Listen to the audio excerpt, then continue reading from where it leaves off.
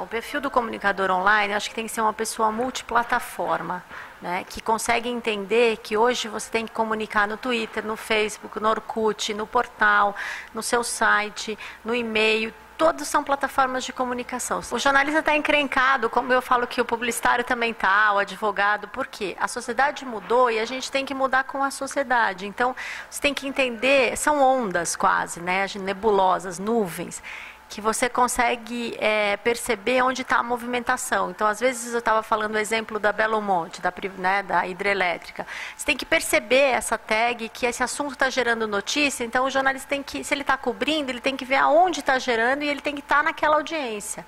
É o jornalista que segue a audiência, as redes, o público, né? Ele não pode só informar e achar que o público vai ler passivamente, né? Assim, quando ele sai para a rua ou ele vai para um evento, ele tem que entender que ele volta para um meio multimídia. A gente está falando de um meio multimídia. Então, ele tem que pensar no vídeo, no áudio, na possibilidade de uma infografia multimídia, na possibilidade de como ele vai chamar isso no Twitter, como ele vai replicar no Facebook. Ele tem que entender que é um meio dinâmico de compartilhamento e troca. Então, não dá para ele pensar só, né, unidirecionalmente para uma saída. Ele vai cobrir uma coletiva, volta e publica. Ele tem que pensar todos esses tentáculos, né, esses braços dessa notícia. Eu estava conversando exatamente sobre isso, que a gente não pode ter medo do novo, né? Tenta mapear o novo, olhar o novo, né? Se você vai ter um canal no YouTube ou não vai, ou se você vai privilegiar o Twitter, aí é uma decisão da corporação.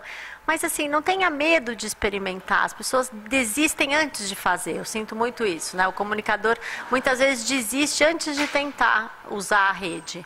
Ele tem uma recusa, né? Como a gente não vai mais voltar, né? A gente hoje tira foto com o celular, né? Usa, então assim, do mesmo jeito que a gente aprendeu a usar torpedo, a mandar torpedo, a gente tem que aprender a usar a comunicação. Primeiro, assim, a minha dica é, você já tem um perfil no Twitter, você já tem um blog, você já está no Facebook ativamente, então corra e faça isso, lição de casa, né? Use essas ferramentas como portfólio, mostre o que você tem para contar, escreva textos bacanas, compartilhe, aproveite a rede para fazer sua marca, seu nome, e com isso você vai ficar bom nessas redes e vai saber pensar produtos, né, e reportagens multimídia melhor.